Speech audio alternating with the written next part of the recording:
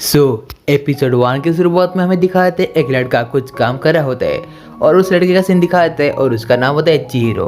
और तभी वो लड़का खड़ा होता है और कहने लगता है यहाँ पर कोई तो है, मुझे उसका चलने का आवाज़ आ रहा है। और तभी एक लड़की एक कुएं के पास आ रही होती है और हमारा जो मेन कैरेक्टर चिहिरो होता है वो सभी चीज़ों को छुपते हुए देख रहा होता है। और हमें तभी उस लड़की के बारे में दिखाता है वो असल में रेहसन होती है। और हमें अगले सीन में दिखाते रेहसन एक कुएं के पास आके बैठ जाती है। उसके साथ ही रेहसन बहुत जोर से चिल्लाते हुए कहती है, नहीं मैं और कितना सहूंगी। इतना कहते ही वो चिल्लाने लगती है। और अगले सीन में हमें दिखाते हैं और एक लड़की चिल्ला रही होती है और उसके साथ ही उसके पीछे बहुत सारे ज़ॉम्बी वगैरह पड़े हुए होते हैं उसको मारने के लिए। और हमें अगले सीन में दिखाते हैं चिहिरो ये सब टीवी में एक मूवी के जरिए देखा होता है। और तभी एक लड़की को दिखाता है, चिहिरो कहने लगता है असल में मुझे ज़ॉम्बी मूवीज बहुत ज़्यादा पसंद है और इसीलिए मैं ज़ॉम्बी का बड़ा फैन हूँ। और हमें दिखाते चिहिरो के कवर्ड में वो से ज़ॉम्बी मास्क और पोस्टर लगे हुए होते हैं। उसके साथ हमें दिखाते हैं मूवी के अंदर एक लड़की को जो ज़ॉम्बी होती है और उसको मारने के लिए एक लड़का आ रहा होता है। और उसके साथ ही चिहिरो कहने लगता है हर टाइम ऐसा क्यों होता है, सभी ज़ॉम्बी को मरना क्यों पड़ता है। और मैं बचपन से मेरा एक सपना था जैसे कि मैं किसी ज़ॉम्बी लड़की से प्यार करूं और मैं उससे शादी भी करूं, लेकिन ये नामुमकिन सा है। और हमें अगले समय दिखाते एक लड़की जो ज़ॉम्बी होती है वो कहने लगती है रुक जाओ, असल में मुझे तुमसे प्यार है, मैं ज़ॉम्बी होने के बावजूद मैं तुमसे प्यार करती हूँ। और हमें दिखाते हैं उसके ओपोनेंट में हमारा चिहिरो रहता है और चिहिरो कहने लगता है तो ठीक है मैं भी तुमसे प्यार करता हूँ। इतना कहते ही वो उसके बाद भागते हुए आता है, उसको गले लगा जाता है और उन दोनों को भी प्यार हो जाता है। और तभी हमें दिखाते हैं चिहिरो ये सब बातें अपने दोस्तों को बता रहा होता है और उसका दोस्त कहता है ये तुम कैसी बातें कर रहे हो, ये सब नकली है और ये सब ना ही कभी तुम्हारी ज़िंदगी में होगा। और तभी हमें दिखा देता है चिहिरो कहने लगता है हाँ मुझे पता है ऐसा प्यार कभी भी नहीं हो सकता क्योंकि इस दुनिया में ज़ॉम्बी एग्जिस्ट नहीं करते, लेकिन फिर भी मैं ज़ॉम्बी को बहुत पसंद करता हूँ। और हमें अगले सीन में दिखा देते हैं चिहिरो का घर का सीन बहुत टेम्पल के पास होता है। और तभी हमें दिखा देता है चिहिरो की फैमिली में 4 मेंबर होते हैं और उसके साथ ही एक बूढ़ा होता है जो चिहिरो का दादाजी है। उसके साथ ही उसका नाम है रोगोरोहू। और हमें दिखाते हैं एक आदमी जो चिहिरो का डैड है वो सब टेम्पल का प्रेसिडेंट है। उसके साथ ही हमें दिखाते हैं एक लड़की जो 12 साल की थी और वो चिहिरो की छोटी बहन होती है, उसका नाम है मेरो। और वो खाना बनाने के अलावा घर का सब कुछ काम करती है। और हमें अगले सीन में दिखाते हैं उन 4 मेंबर के अंदर अच्छे से बॉन्डिंग रहती है। और हमें अगले सीन में दिखाते हैं उनके पास एक बिल्ली आती है और उसका नाम होता है बाबू। बाबू असल में मंदिर के पास हर वक्त जाना आना करता था, इसीलिए उसके बाद ही वो उनका पेट बन चुका है, मतलब पेट बिल्ली। उसके साथ ही वो हर वक्त खाना खाने के टाइम उनके यहाँ आता है। और हमें अगले सीन में दिखाते हैं उसके दादाजी कहने लगते हैं मेरो तुमने खाने के अंदर चाइनीज कैबेज क्यों डाला है। और तभी हमें दिखाते हैं हमारी मेरो कहने लगती है असल में मैं खाना नहीं बनाती। उसके साथ ही ये कैबेज नहीं है, ये असल में गोभी है। और हमें दिखाते इस बात को सुनते ही दादाजी बहुत शौक में चले आते हैं। और तभी हमें एक लड़की का फोटो दिखाते हैं जो असल में मेरो और चिहिरो की मॉम होती है। और तभी चिहिरो कहने लगता है हमारी इस फैमिली में सब कुछ ठीक ठाक था।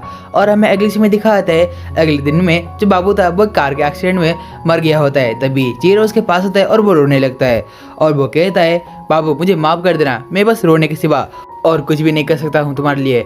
और हमें अगले सीन में दिखाते बाबू को एक ज़मीन के अंदर गाड़ दिया होता है। और हमें अगले सीन में दिखाते जो चिहिरो के डैड होते हैं वो कहने लगते हैं सॉरी मुझे माफ़ कर देना क्योंकि मंदिर के अंदर किसी जानवर के लिए मेमोरियल सर्विस नहीं रख सकते। और हमें दिखाया था उसी सीन में जो मेरो होती है वो थोड़ी सी मायूस लग रही होती है और वो कहने लगती है सो बड़े भाई क्या मंदिर के बच्चे रो नहीं सकते। तो ये हमें दिखाते हमारे जो चिहिरो होते हैं वो कहने लगते हैं ऐसा कुछ भी नहीं है, वो तुम्हारी मर्जी है। और तभी जो मेरो होती है वो चिहिरो के पास आती है और तभी वो रोने लगती है। और हमें अगले दिन का सीन दिखाते हैं चिहिरो अपने बेड के ऊपर सोया हुआ होता है और उसके साथ ही चिहिरो सोचता है कितनी जल्दी सब कुछ चीज़ें बदल चुका है बाबू के मरने के बाद और मुझे कभी नहीं लगा था बाबू इतनी जल्दी मर जाएगा।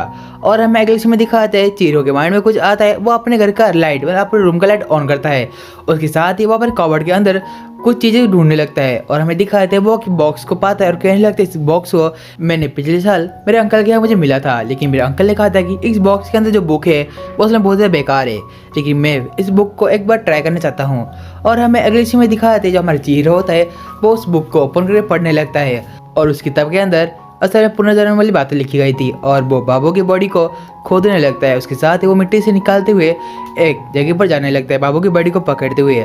और उसके साथ ही हमें अगले सीन में दिखाते हैं वो असल में एक जंगल के अंदर एक जगह पर आता है जहाँ पर एक बड़ा सा घर होता है।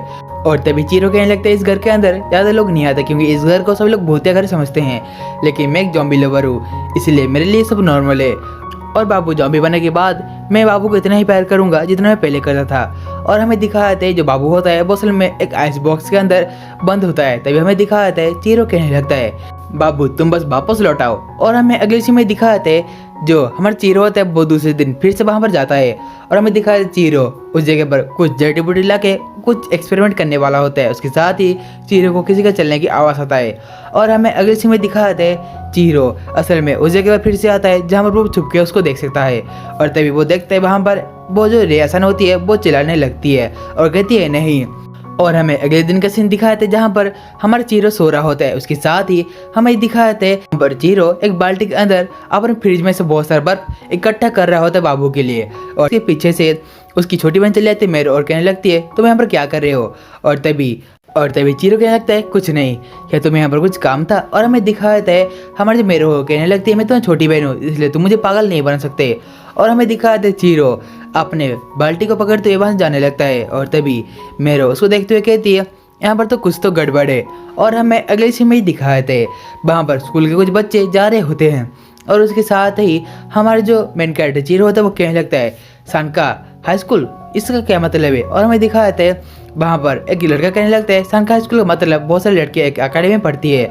और यहाँ पर तो देखो सारे लड़के एक अकेडमी में पढ़ते हैं और उसके साथ ही हम दोनों का जो जाने का रास्ता है वो भी एक है लेकिन बीच में एक नदी आती है। और इसलिए मैं स्कूल को ज्वाइन किया हूँ क्योंकि मैं लड़की को देख सकूँ। और हमें अगले में दिखा वो कहने लगता है यहाँ पर बहुत सारे अच्छे से खूबसूरत लड़के जा रही है। और वो कहने लगती है यहाँ पर एक न्यू स्टूडेंट आया है जो दिखने में बहुत ज़्यादा क्यूट है और बहुत ज़्यादा खास है और बहुत ज़्यादा खूबसूरत भी है। और हमें दिखा वो कहने लगता है देखो वहाँ पर वो लड़की जा रही है। और हमें अगले सीन में दिखाते उस लड़की का सीन वो लड़की और कोई नहीं रियासन होती है। और हमें अगले सीन में दिखाते उसका जो दोस्त होता है वो कहने लगता है देखो कितना ज़्यादा क्यूट है ना, मुझे लगता है कि वो मेरे लिए है। और हमें दिखाते हैं हमारे चिहिरो कहने लगता है तुम जैसे सोच रहे हो वो वैसा नहीं है। और हमें दिखाते हैं उसका दोस्त कहने लगता है तुम ऐसे बोल रहे हो जैसे कि तुम्हें बहुत सारी चीज़ें पता है उस लड़की के बारे में। और हमें दिखाते हैं अगले से में चिहिरो के घर का सीन।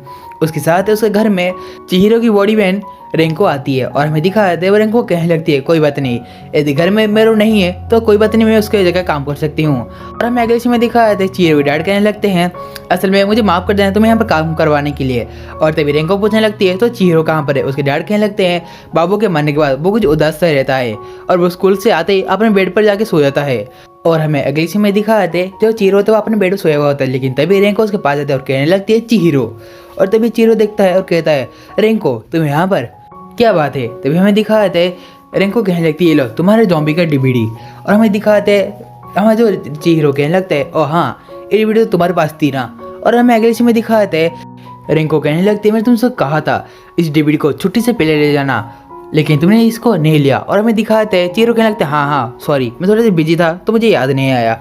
और हमें दिखाते रेंको चिहिरो को पकड़ते हुए कहता है वो डीवीडी बड़ी मस्त थी। और हमें दिखाते रेंको कहने लगती है तो वो डीवीडी बड़ी मस्त थी। और हमें अगले सीन में दिखाते चिहिरो कहने लगता है वैसे रेंको तुम क्या सानका रिया को जानती हो। और तभी हमें दिखाते रेंको कहने लगती है सानका रिया हाँ जानती हूँ।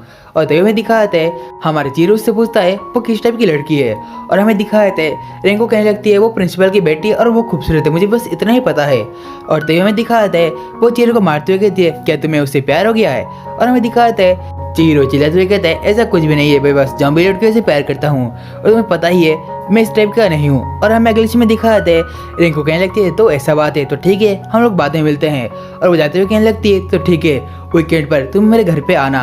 और तो हमें दिखाता है वो असल में कहने लगती है तुम्हारी दीदी तुम्हारा अच्छे से ख्याल रखेगी। और हमें अगले में दिखाते हैं रेंको कहती है परेशानी के लिए माफ़ करना। और हमें दिखाते हैं चिहिरो कहने लगता है ये मेरी कजन है और इसका नाम है रेंको और ये मेरे से 6 महीने बड़ी है। और हमें दिखाते हैं रेंको सानका रिया के बारे में सोचने लगता है और वो कहने लगती है कि सच में जो चिहिरो है वो रिया को प्यार करता है। और हमें अगले सीन में दिखाते हैं अगले दिन जो बारिश हो रहा था उस जगह पर। और तभी हमें दिखाते उस जगह पर हमारा जो चिहिरो होता है वो कुछ काम कर रहा होता है। और उसके साथ ही चिहिरो उस बुक में देखता है उस बुक का एक पन्ना पूरी तरह से काला हो चुका है और वो कहने लगता है मुझे यहाँ पर कुछ पढ़ नहीं पा रहा हूँ लेकिन यहाँ पर एक चीज़ लिखा हुआ है कुछ पॉइजन हर्बल के बारे में। और तभी हमें दिखा दे चीरो कहने लगता शायद ये काम ना करे, लेकिन फिर भी मैं ट्राई करूँगा। और हमें अगले सीन में दिखा दे चीरो को किसी के चलने की आवाज़ आती है और हमें दिखा दे वो और कोई नहीं हमारी रिया सान थी। और तभी हमें अगले सीन में दिखा देते जो चीरो होता है वो उसको देखने लगता है और कहता है लो शुरू हो गया।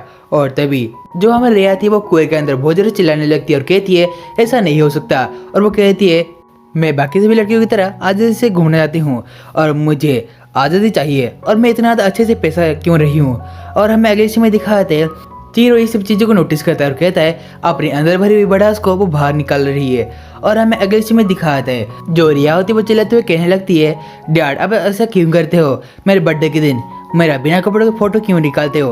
और इस बात को सुनते ही जो चीरो के हाथ से उसका जूस का बोतल नीचे गिर जाता है और उसके साथ ही जो रिया होती है वो चीरो को नोटिस कर लेती है। और हमें अगले सीन में दिखाया है जो चीरो और रिया होते हैं वो एक जगह पर बैठे हुए होते हैं। उसके साथ ही चीरो कहने लगता है मुझे नहीं लगता अभी उसको कुछ पूछना ठीक होगा। और तभी जो रिया होती है वो उसके पास आती है और कहने लगती है आज के बारे में तुम प्लीज़ किसी को मत बताना और मैं इसके लिए कुछ भी करूँगी, मतलब मैं इसके लिए तुम्हारे लिए कुछ भी कर सकती हूँ। और हमें अगले सीन में दिखाते हैं चीरो कहने लगता है तो तुम क्या बोलना चाहती हो। और तभी हमें दिखाते हैं रिया कहने लगती है प्लीज़ आज के बारे में किसी को मत बताना, आज जो भी तुमने देखा।